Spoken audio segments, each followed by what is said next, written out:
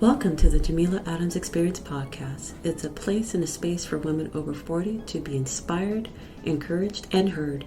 Your host, Jameela Adams, will talk about how life be lifing and how to find joy when overcoming challenges. You're invited to join the experience. Hey everyone, thank you for joining this week's episode. And today's topic is something that I'm pretty sure I'm not the only one that's going through it. As a Gen Xer, you know, we're that decade now that we're in our 50s and we're going through two things, possibly even three, depending on where you are in your stage of life: perimenopause, menopause, and postmenopause. Personally, for me, the last 10 years, if not longer, I've been dealing with something that has caused me so much confusion and frustration, and it is perimenopause. I don't know why this topic is so taboo. Like, why weren't we taught this when we were younger? It's beyond me, but I just want you to know it sucks. 0 stars, no upvotes, no nothing. And what I have been dealing with in the past, and sometimes current, is of course night sweats, the hot flashes, the brain fog, lack of concentration, you name it. I've been going through it and I hate it. And it's gotten to the point where I've even gained weight. And I'm thinking, what in the entire fuck? What is happening to me?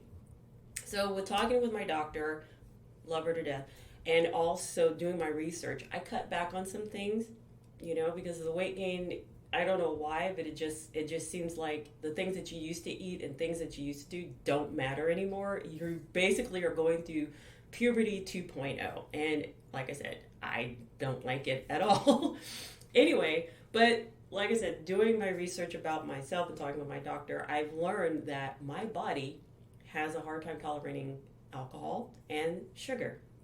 So I quit drinking 2 months now, and so sober, I guess you want to call it. And I lost 9 pounds in the process of giving up alcohol. So far, so good. And yes, I'm still fun at parties, but that's beside the point. Anyway, on a serious note though, the perimenopause and possibly going into menopause can be very debilitating for certain women. It's just, like I said, we're going through puberty 2.0. So like when you were starting your period, you know, you had the mood swings, the weird cravings, the terrible cramping, and so on. Well, now in perimenopause, your cycle either comes when it comes, and then when it shows up, to me personally, I've had the experience where I had a period not come for a month, but when it came back with a vengeance. I literally could not get out of bed for 2 days. And I felt like I was having labor pains, to be honest with you. That's how bad the cramping was. But it was something, you know, I called my doctor and explained to her what was happening. And she was like, unfortunately, this is just what you have to deal with until you go through menopause, where you do not have a cycle. And the thing about menopause is that you are in it when you do not have a period for 12 months. So when you hit that magic marker of not having a period for a year, you are officially in menopause. Unless you have some sort of surgical, you know, say you had a hysterectomy, partial, full, whatever, and or some other type of surgery that will throw you into menopause. But yeah, when you do not have a cycle or a period for 12 months, then you are officially writing that M.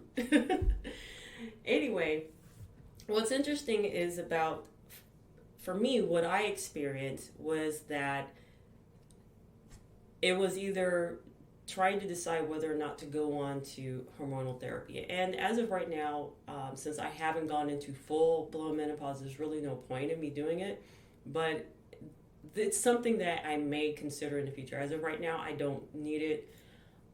And to be honest with you, I really don't want to go into that, you know, but it could be something to think about, especially when dealing with terrible hot flashes. You know, like I said, you know, there's some women that it's so debilitating they can't even go to work. And, you know, they have the mood swings, and you really don't know what's happening to your body. So like I said, being a Gen Xer, we're in that magical decade. we're going through midlife, and hopefully not a crisis.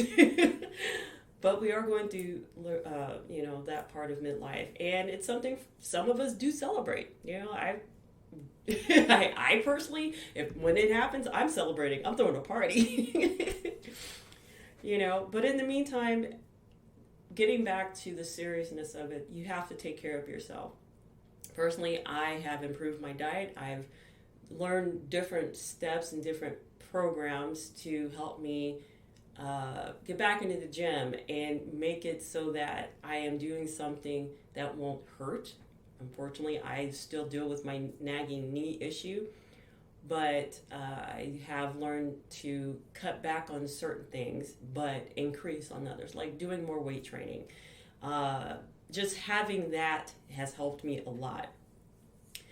But depending on your body and who you talk to, as far as your medical practitioner, make friends with them if you can. Learn yourself, so that way when you go to talk to your doctor, you are an advocate. But yeah, talking with my doctor, I've regimented myself to have a better workout routine. I eat better, try to, 80-20. And I've noticed so far, along with supplements, I've been doing natural supplements that have helped me, lessen or diminish some of the symptoms that were plaguing me earlier.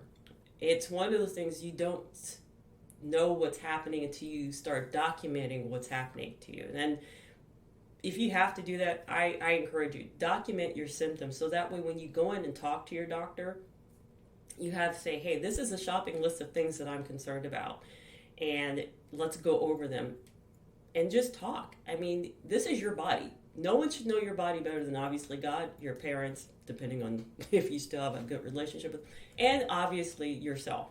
So, take note, document everything about what's going on. And when you talk with your doctor, lay it out. See, the other thing too I've learned in all this is, according to the Cleveland Clinic, menopause starts around the age of 51. That's the average. But some people start earlier. Some people start later. Like in my case, generationally, we didn't start menopause, according to my mom, until she was in her 60s. So that's a long gap. But as I said before, there are 3 stages of menopause. So you have, perimenopause, which I'm in, where your estrogen level tends to drop. You still have your cycle, but it's becoming sporadic. But you're still getting them. And then you have stage 2, when you are complete menopause, where you have no period. That year marker has come in and say, hey, we're done here. And then, of course, after that is postmenopausal. Now, out of the stages, the ones that's most challenging is postmenopausal, because your body is basically shutting down your estrogen, and it could lead to heart problems and also osteoporosis.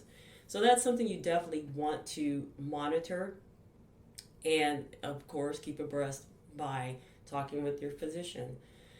You may consider going into hormonal therapy at that point. So it's just something to consider.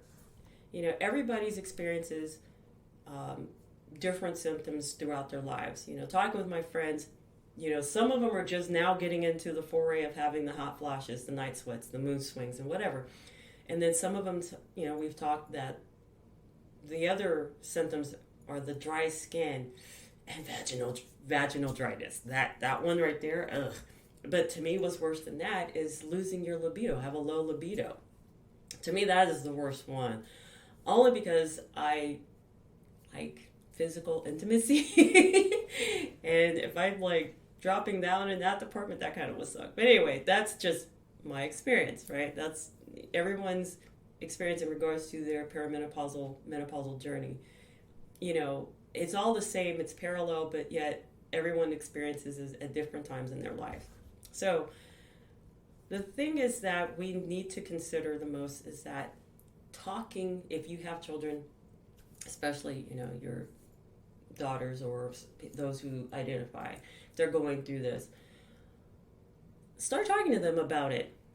Don't leave them in the dark. I mean, it's one of those things you need to start talking about generational health, not just generational wealth, but generational health, because you want to make sure that your who you're talking to, niece, daughter, whomever, that they don't feel like they're in the dark about what's happening to their bodies. We all need to know what's going on with our bodies, and especially now, it shouldn't be taboo. And I'm so thankful and grateful we can talk about it and joke about it, but in all seriousness, learn about what's happening to our bodies.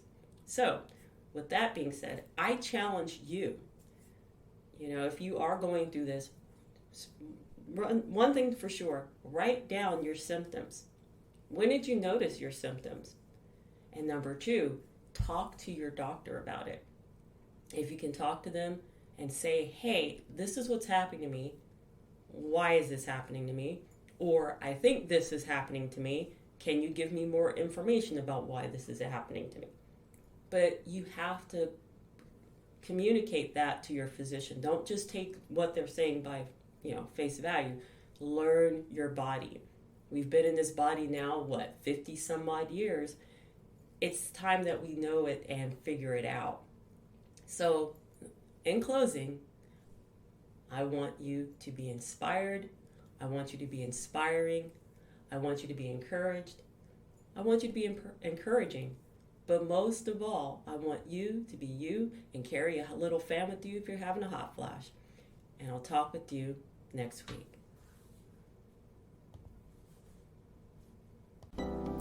Do you have a passion project you want to bring to life? Let Jameela Adams at Your Service help you. Jameela Adams at Your Service was created to assist businesswomen 40 plus by bringing their passion project to life through website design and marketing. Visit her website, JameelaAdamsAtYourService.com, and register for a free 30-minute consultation. Remember, you have a voice. Use it.